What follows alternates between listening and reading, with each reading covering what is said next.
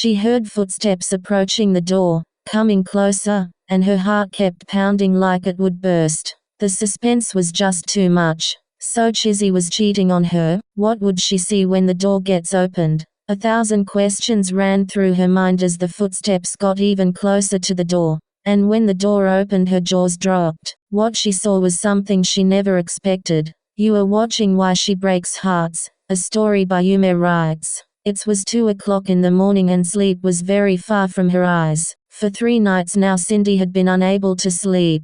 How could she sleep on the same bed with someone who has been lying through the teeth to her, and still kissed her with her lying lips? The latest discovery she made about her relationship made it clear that everything she thought built this relationship up was the reason why it's crumbling. And as Chizzy, her girlfriend, let out a little snore from the bed, Cindy was fighting a battle in her mind against the constant thought of using a pillow to suffocate her. Now she knows that there is a thin line between love and hate, as well as love and lust. Cindy began reminiscing about how this whole thing started. She remembered how they met. She thought it was love at first sight. It was as though the universe paused for a minute to glance through the depth of their love. It was an irony how she had to also remember the silent nights when they grew apart from each other, and then to the betrayal of being cheated on. Cindy is a gym rat, and it was during one of her gym sessions that she met Chizzy. They clicked so much and within a short while became best friends. But deep down they both knew they liked each other more than it meets the eye. One day when they were alone at home,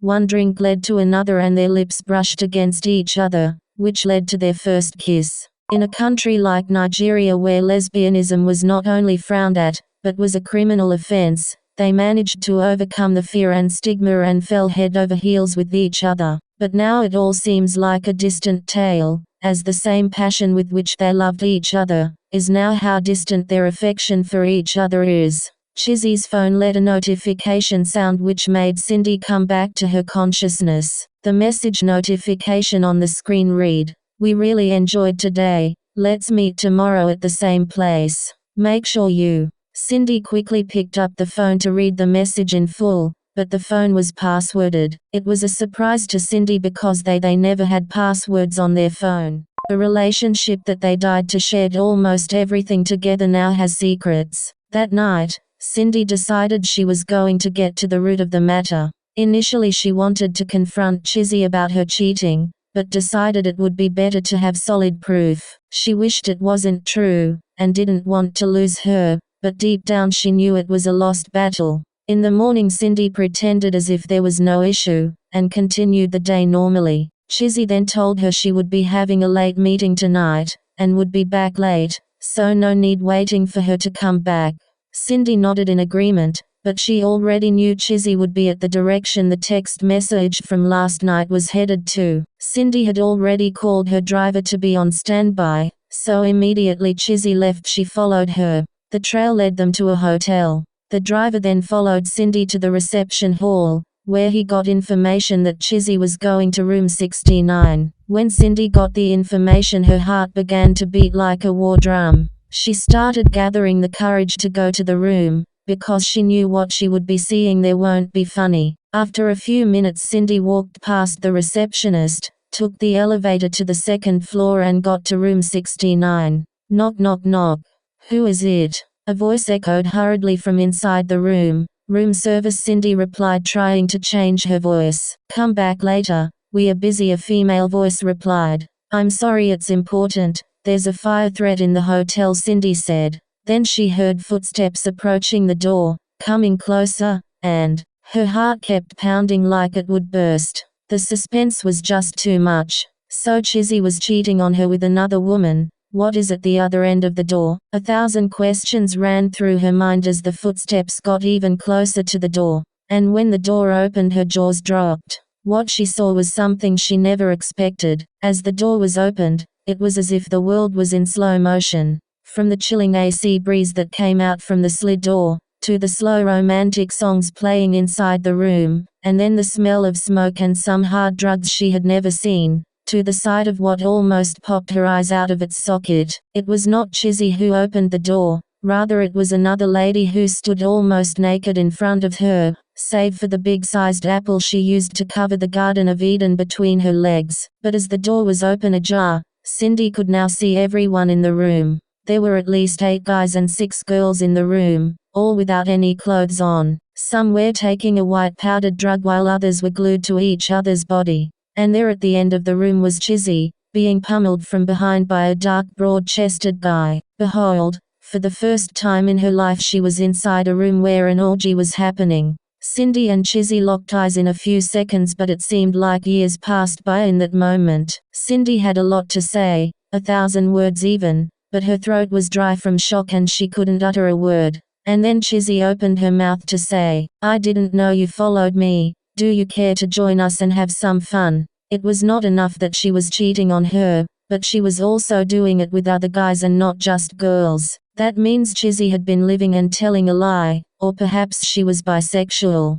But whatever the case may be, having the guts to ask her to come join them in this filthy act was more than Cindy could take. She stormed out of the hotel, and cried for several weeks. 6 days later, Cindy was still shedding parts of the Atlantic Ocean as tears, while Chizzy was still basking in the euphoria of drugs and alcohol. Cindy had swollen eyes from shedding tears as long as the River Nile, but Chizzy had not come back home. Instead, she sent a text message to her, confirming her initial thought. In the text message she told her she was bisexual and had a lot of sexual fantasy which could not be met by Cindy or any one person, saying she couldn't be with just one person as she wanted multiple partners or even to be free to live how she wanted to. She also confessed to being addicted to cocaine and couldn't live with her anymore as she knew Cindy hated drugs. Chizzy then told Cindy she's giving her time to get over her feelings, and would be back to take her things from the house.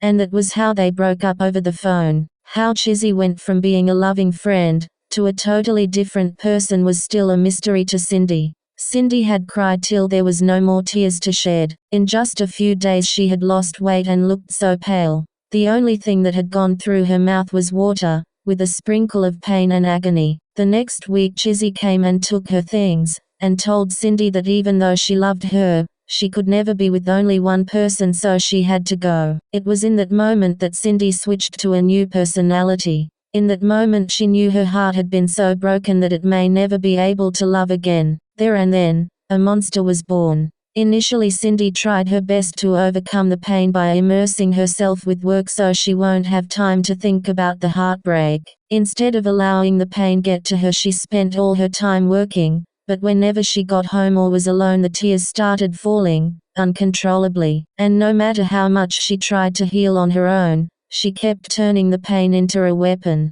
The pain was too much that it became anger. And in that anger she decided that she was going to break hearts for the rest of her life, and that she started doing. She had a plan, and would follow it to the later. Cindy started going to more gym houses, started going to more social events and downloaded several dating apps. All these was just to get to meet more people, and eventually get someone to fall in love with her so she could break their heart. And it worked. It was as though this was a life mission, a newborn passion, and she perfected the act with several effortless moves. Her first prey was a guy. She was a lesbian but decided to take the war out on men too. After all, they were the ones that took her Chizzy away from her. After the first encounter, the next week she started dating Charles, did everything to make it look like she was in love with him, and after he told her he wanted to introduce her to his parents she agreed, only to get to their family house and spew all manner of vile things against him, not only breaking his heart but disgracing him in front of his parents, and making him lose the respect he had built for himself.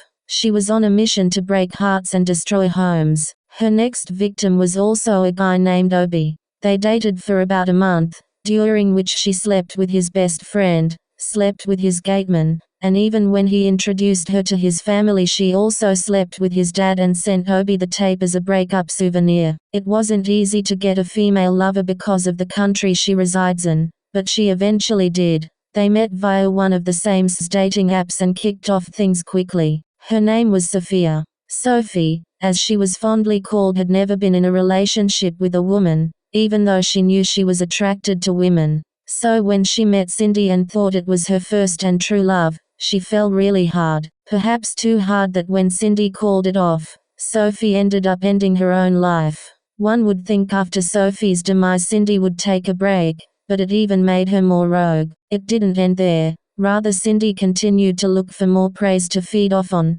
The escapades of Cindy was now long enough to write an encyclopedia. She was on a mission to break hearts, but in the process she was also destroying herself. She had no more reputation, no dignity, and jumped into a lifestyle that she never imagined herself living. After Sophie's demise, Chizzy was taken back by the event. She began to wonder if she had taken things too far. The death of another had gotten to her, but it was not enough to stop her now. She was too deep into this, that it may take more than an intervention to rescue her. The atrocities of Chizzy was longer than the River Nile, and she began get a street name for being notoriously inhuman when it comes to relationships. But all that came to an end when she met someone. Soon Cindy met Tolu.